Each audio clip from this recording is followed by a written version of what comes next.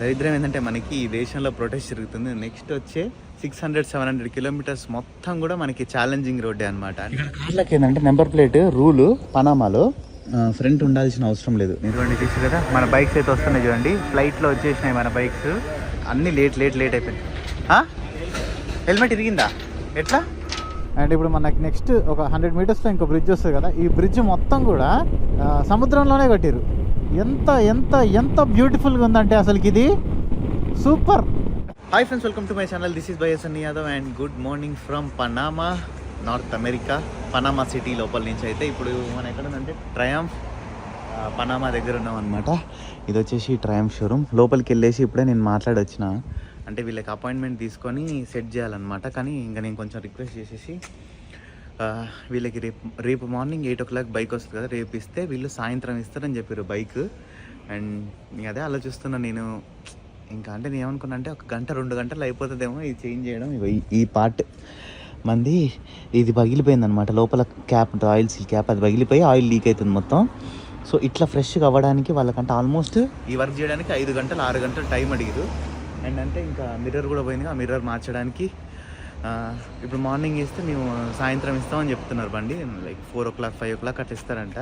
కానీ ఇంకొక ఆప్షన్ లేదు. ఎందుకంటే ఇన్ కేస్ అది ఇక్కడ నేను చేయించుకోలేదంటే నెక్స్ట్ 4,000-5,000 కిలోమీటర్స్ వరకు మళ్ళీ ఇంత మంచి షోరూమ్ ఉంటుందో ఉండదో తెలియదు.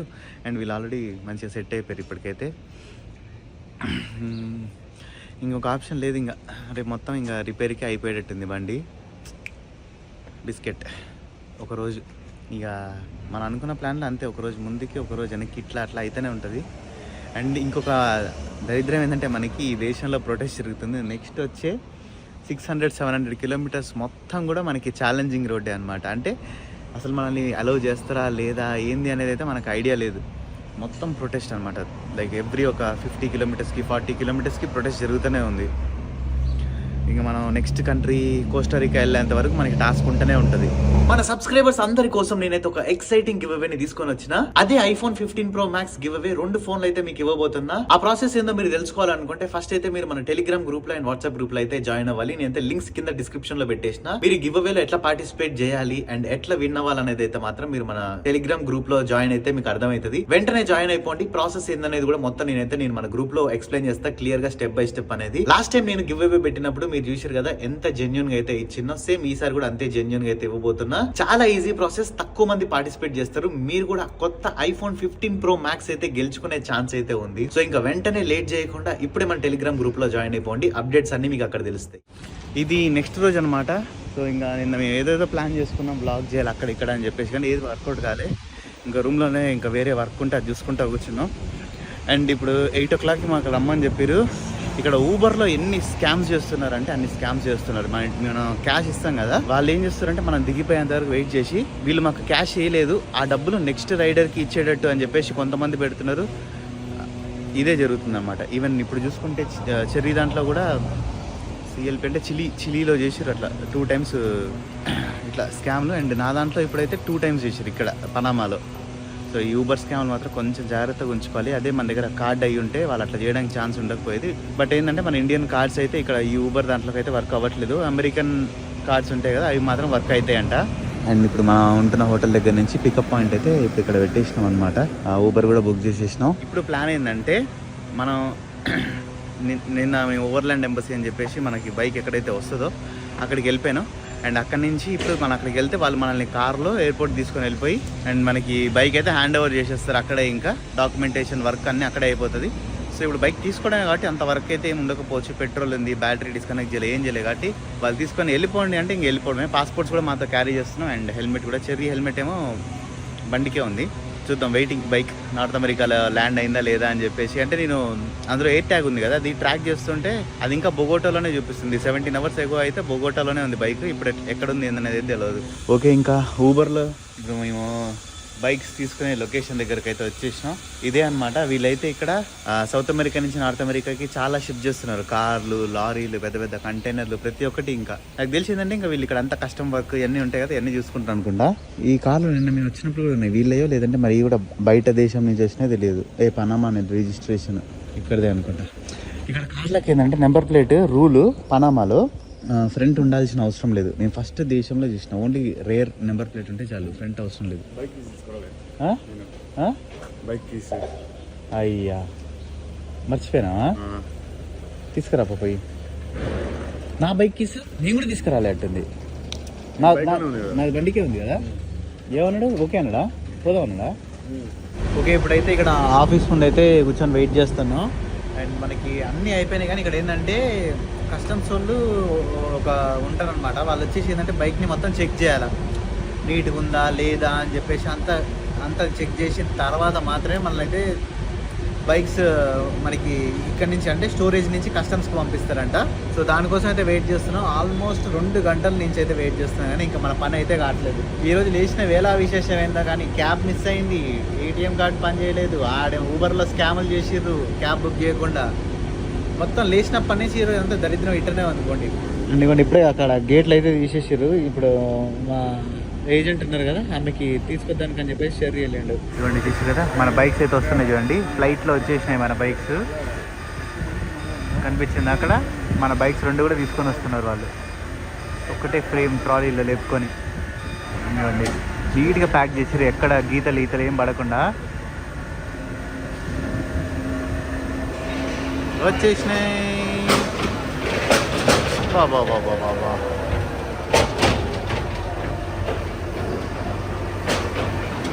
వచ్చేసినాయి అయిపోయింది. ఇంకా ఆడ పెట్టేస్తారు. ఇప్పుడు ఒక టీం వచ్చేసి దాన్ని మొత్తం చెక్ చేస్తారు అనమాట, ఇన్స్పెక్షన్. సింపుల్గా లేపింది అదైతే మాత్రం. ఏదో బొమ్మల బైకులు ఉంటాయి కదా, తీసుకొచ్చినట్టు తీసుకొచ్చింది అది. మనం ఇంతసేపు ఆగింది దీనికోసం అనమాట. తీసారు కదా బైక్ని మొత్తం క్లీన్ చేసేస్తారు, లైక్ ఏమీ లేకుండా. ఏంటంటే ఒకటే ఒక టీం ఉందన్నమాట చేసేది. ఇగో ఈమె ఈఎంఐ ఇప్పుడు వీళ్ళ దగ్గర నుంచి షిఫ్ట్ చేసుకున్నాం మనం. అది మొత్తం కొంచెం కెమికల్ ఉంటుంది కాబట్టి మనం దూరం ఉండడమే బెటర్. ముక్కులోకి పోయిందంటే అది మళ్ళీ డేంజర్. మొత్తం ఇప్పుడు లాషింగ్ ఉంది కదా, ఇవన్నీ తీసేస్తున్నారు. అండ్ అంతే వాళ్ళే మనకి చుట్టారు కదా మొత్తం పేపర్స్, ఇవన్నీ తీయడానికి వాళ్ళే హెల్ప్ చేస్తారంట. ఇది ఒక 10-15 మినిట్స్ వెళ్ళిపోతుంది. అండ్ ఇది అయిపోయిన తర్వాత అమిగా after this we have to go customs. And after that we can leave.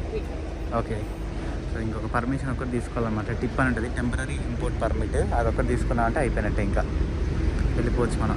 ఉదయం నుంచి తిండి లేదు, ఏం లేదు. నేనైతే మంచినీళ్ళు కూడా తాగలేదు. ఇందాక ట్యాప్ కనిపిస్తే ట్యాప్లో తాగేసిన పోయి. అంటే ఇంత టైం పడుతుందని అనుకోలేము మేము, బట్ అన్నీ ఈరోజు ఇక్కడ అన్నీ లేట్ అయిపోయింది. హెల్మెట్ ఇరిగిందా? ఎట్లా? అయ్యో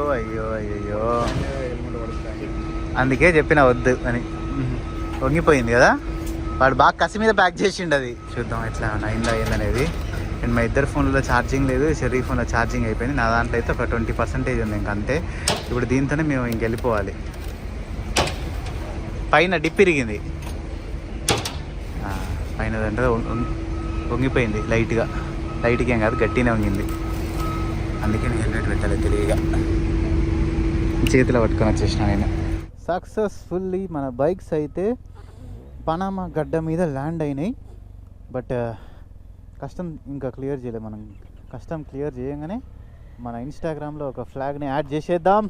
అండ్ ఇంకా ఈరోజు అయితే నేను ట్రయంఫ్కి వెళ్ళి అది చేయించుకోవాలి ఇది చేయించుకోవాలని చెప్పేసి అన్నా కదా, మొత్తం బిస్కెట్ అయిపోయింది. టైం అంతా ఇక్కడే అయిపోయింది, దానికి మనం చేసేది కూడా ఏం లేదు. అండ్ ఇక్కడ మాతో అయితే ఇప్పుడు 2 అమ్మాయిలు, అంటే ఒక అమ్మాయి ఒక ఆంటీ అయితే వచ్చారు. వీళ్ళే చూసుకుంటున్నారు అనమాట. ఇంకా మొత్తం అంత పేపర్ వర్క్ ఇక్కడ. కస్టమ్స్ దగ్గర పోయినామా, ఇచ్చేసినామా, కథం దొబ్బేయడమే, ఇంకా లేటే లేదు. రేపు కుదిరితే ఈరోజు బైక్ ఇచ్చేస్తారు, రేపు మార్నింగ్ 10-11 కల్లా ఇచ్చేస్తా అన్నాడు అనుకోండి. 11 కైనా సరే బైక్ తీసుకొని జంప్ ఎంత దూరం అయితే అంత దూరం వెళ్ళిపోవాలి. ఇంకా ఒక్క సెకండ్ కూడా వెయిట్ చేయాల్సిన పని లేదు మనకి ఇంకా. అండ్ అంతే, అటు సైడ్ పోతే ఫ్యూయల్ దొరకదంట. ఫ్యూయల్ మీరు ఎంత వీలైతే అంత తొందరగా ఇక్కడే కొట్టించుకొని మొత్తం నింపుకొని ఉండని చెప్పేసి చెప్తున్నారు. మాకు కూడా ఇంకా కరెక్టే అనిపించింది. ఎందుకంటే మనం ఇక్కడ ట్యాంక్ ఎక్స్ట్రా ట్యాంక్లో ఇందులో ఫ్యూయల్ నింపుకున్నామంటే మొత్తం ఇంకా వెళ్ళిపోవచ్చు, మనం ఈ దేశం దాటేయచ్చు. మన నెక్స్ట్ ఫ్యూయల్ స్టాప్ అప్పుడు ఇంకా కోస్టారికాలో ఉంటుంది. ఓకే, ఇదే అనమాట కస్టమ్స్ ఆఫీసు.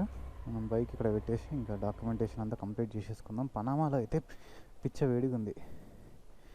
టెంపరేచర్ ఇప్పుడు వచ్చేసి అక్కడ టైం అయిపోతుందని చెప్పేసి చెప్తున్నారు. నాయన టైం అయిపోయిందంటే రేపే రావాల్సి వస్తుంది మళ్ళీ. Okay, done. ఇక్కడ కస్టమ్స్ అండ్ అన్ని వర్క్ అయితే అయిపోయింది సక్సెస్ఫుల్గా. ఇంకా వెళ్ళిపోదాం. వెలగట్లే. అండ్ అంతే, ఇది సర్వీస్ది కూడా వీళ్ళు లాస్ట్ టైము మానస్లో చేసినప్పుడు సెట్ చేయలేదు. ఇది సర్వీస్ అని రిమైండర్ పడుతుంది. సో ఇక్కడ నుంచి నేను మానస్కి ఎన్ని కిలోమీటర్స్ ఉందో క్యాలిక్యులేట్ చేసి అన్ని కిలోమీటర్స్ రిమైనింగ్లో పెట్టమని చెప్తా. అయినా వాళ్ళు పెట్టినా పెట్టకుండా నేను మన యూఎస్లో మళ్ళీ రైడ్ స్టార్ట్ చేసేటప్పుడు ఖచ్చితంగా చేయాలి కదా. 25 కిలోమీటర్స్ ఉంది అంతే. ఇంకా 25 కిలోమీటర్స్ బైక్ ఇచ్చేసినామంటే అయిపోయినట్టే ఇంకా మనకి.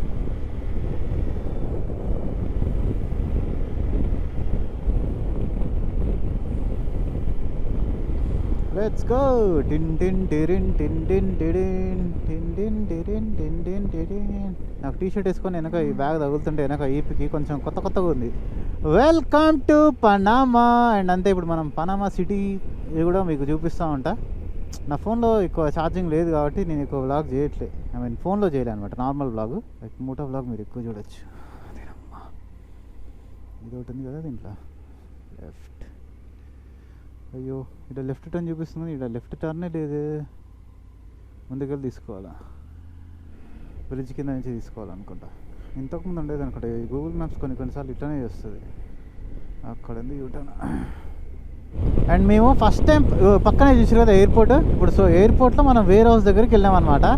అండ్ అంతే, ఇంకా మేము పనామా గురించి ఏమనుకున్నాం అంటే ఫస్ట్ వచ్చి చూడంగానే షాక్ అయిపోయినాం. ఏంది అసలు ఇంత బాగుంది, ఏంది పనామా. మేము ఎక్స్పెక్ట్ చేసింది ఏంటంటే ఇట్లా ఉంటుంది, ఇట్లా ఏదో బీద దేశం లెక్క ఉంటుంది అని చెప్పేసి ఎక్స్పెక్ట్ చేసినాం. బట్ ఇది మామూలు కాదు. ఇది సెంట్రల్ అమెరికాలో like one of the richest country అనమాట. ఇది లైక్ దీని పైసలు అమెరికా డాలర్తో సమానంగా ఉంది. ఒక అమెరికా డాలర్ ఈక్వల్స్ టు వీళ్ళ కరెన్సీ. వీళ్ళ ట్యాక్సీ తోలుకున్నా కానీ రోజుకి మంచిగా తోలుకుంటే $200 ఈజీగా వస్తుంది. ఇంకో 20 కిలోమీటర్స్ ఉంది అంతే. అండ్ పనామాలో రోడ్స్ కూడా సూపర్ అంటే సూపర్ నెక్స్ట్ లెవెల్లో ఉంటాయి అన్నమాట. ఇక్కడ నుంచి పైకి ఎక్కమని చూపిస్తుంది. కొంచెం ముందుకు వెళ్ళిన తర్వాత ఎక్స్ప్రెస్ వే వస్తుంది ఒకటి, ఆ ఎక్స్ప్రెస్ వే ఎక్కాలనుకుంటా.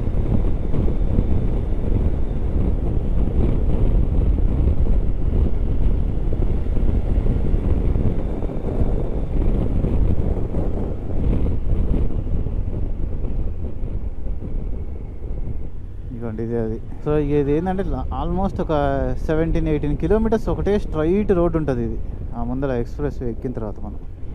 ఓకే, నాకు మిర్రర్ లేదు కాబట్టి నేను వెనకకి తిరిగి చూస్తున్నా. 15 కిలోమీటర్స్ స్ట్రైట్ ఒకటే రోడ్. ఇంకా